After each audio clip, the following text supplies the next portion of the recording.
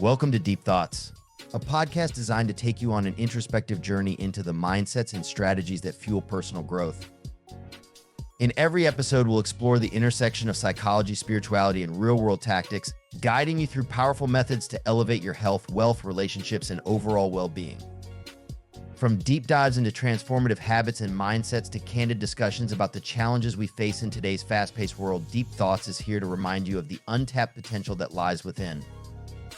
If you're ready to disconnect from the distractions and connect with the tools and insights needed to create lasting change, this show is your sanctuary for self-discovery and empowerment. Tune in, reflect, and take action towards a more vibrant and fulfilling life.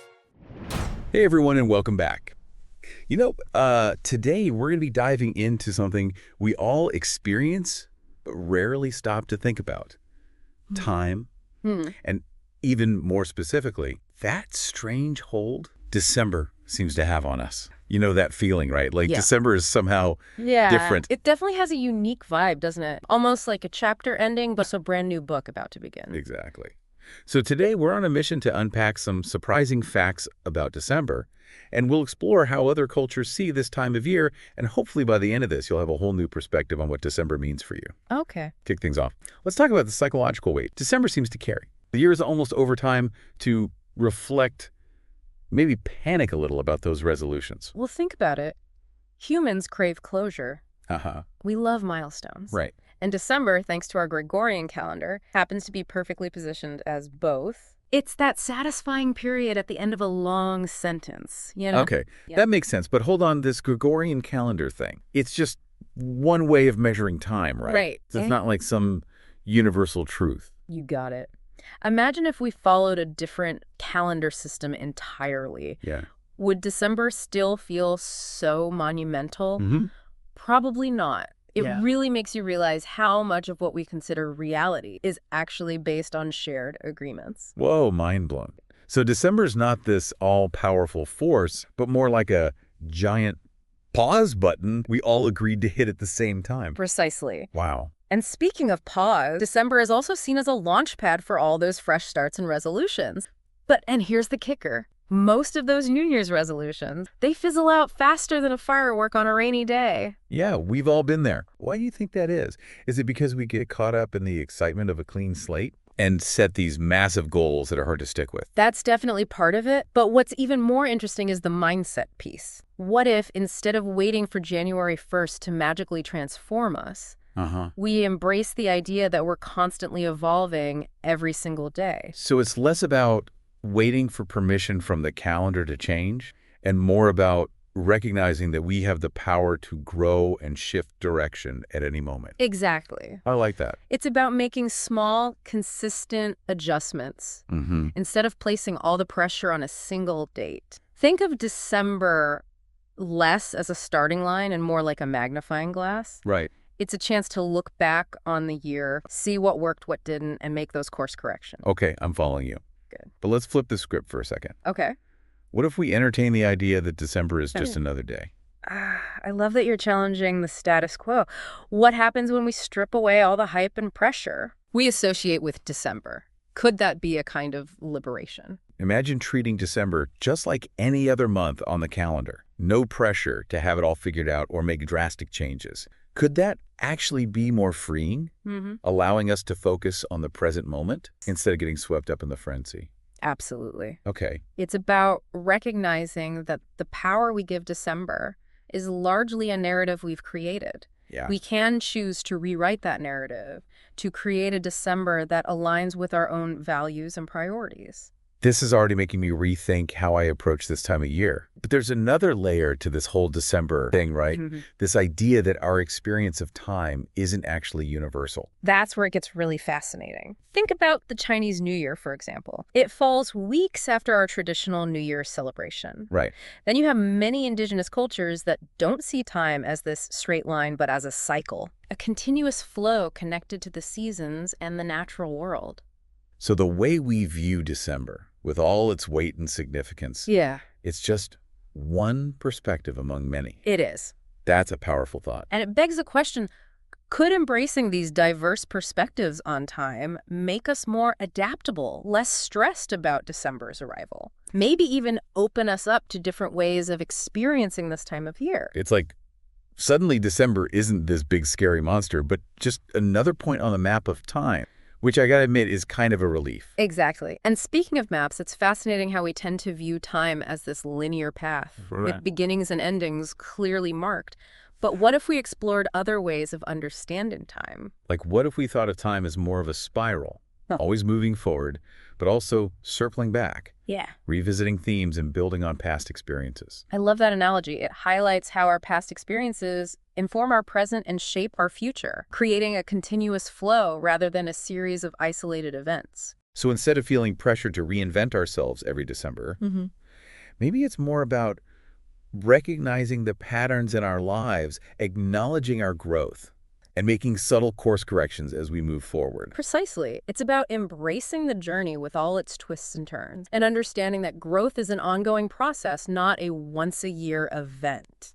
You know, this whole conversation is making me think about those New Year's resolutions we talked about earlier. If we embrace this idea of constant evolution, does that mean setting goals is pointless?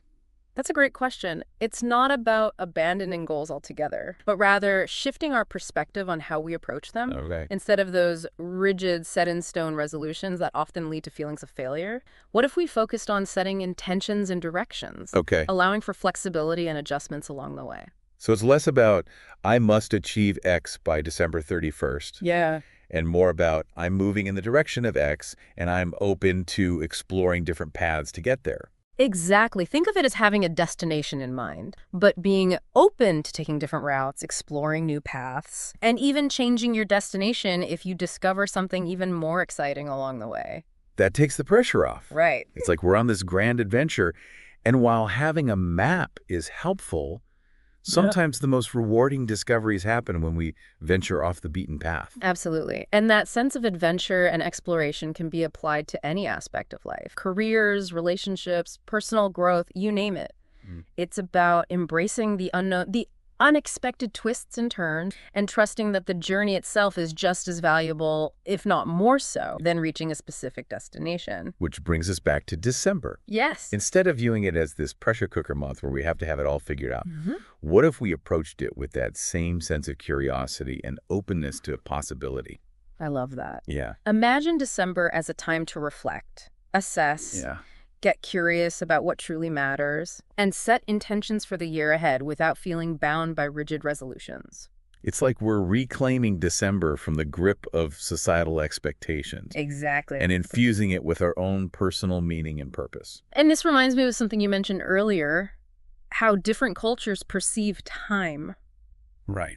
Our westernized view of December as this monumental ending and beginning isn't the only way to look at it. Right. We were talking about the Chinese New Year. Yeah. And how some indigenous cultures see time as cyclical. Exactly. It's like while we're stressing about wrapping up the year in a neat little bow, other cultures might see this time period as just another point in the ongoing cycle of life. Precisely. And it's not about saying one perspective is better than the other, but rather recognizing that there are multiple ways of experiencing and relating to time. And by understanding these different perspectives, we can become more adaptable and less rigid in our own thinking. This has been so eye-opening. We've gone from the psychology of December to the illusion of time to the cultural relativity of it all. Yeah. It's like December has suddenly become this multifaceted prism, refracting all these different meanings and possibilities. And the beauty of it is you get to choose which facets resonate with you most. You get to decide how you want to experience December, how you want to relate to time. Yeah.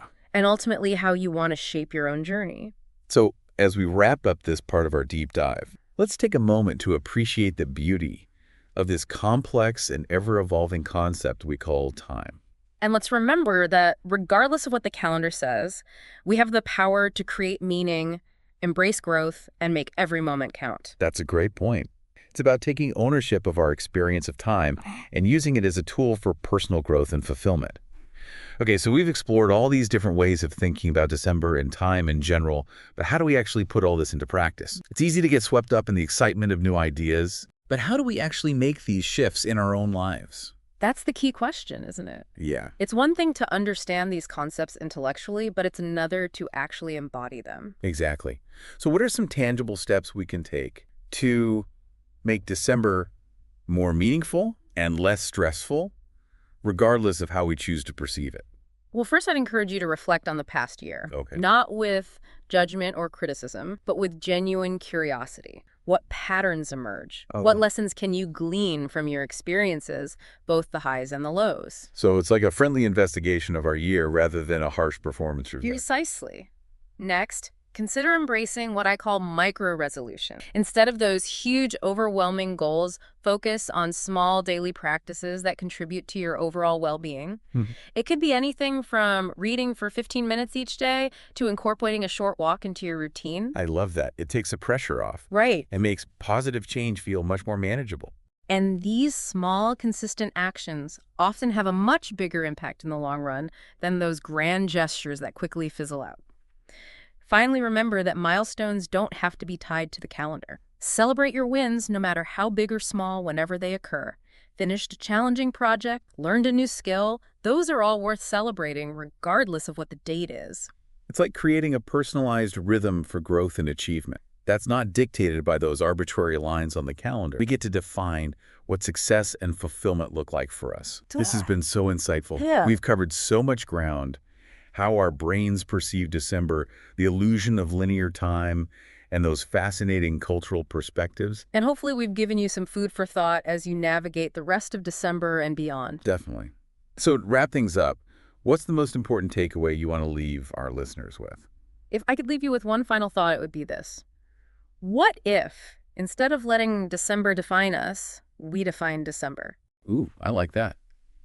What would it look like to reclaim December as a time for celebration, reflection, and intention setting on our own terms? Exactly. It's about shifting our perspective and recognizing that we have the power to create a December that feels authentic and meaningful to us. That's a powerful message to end on. This deep dive has been a true exploration of time perception and the power of choice. And we hope it's inspired you to rethink your relationship with December and embrace the ever-evolving adventure of life. Thanks for joining us, and until next time, keep diving deep. Thank you for tuning in to this episode of the Deep Thoughts Podcast. I hope you found insights and inspiration to take with you on your journey of self-growth.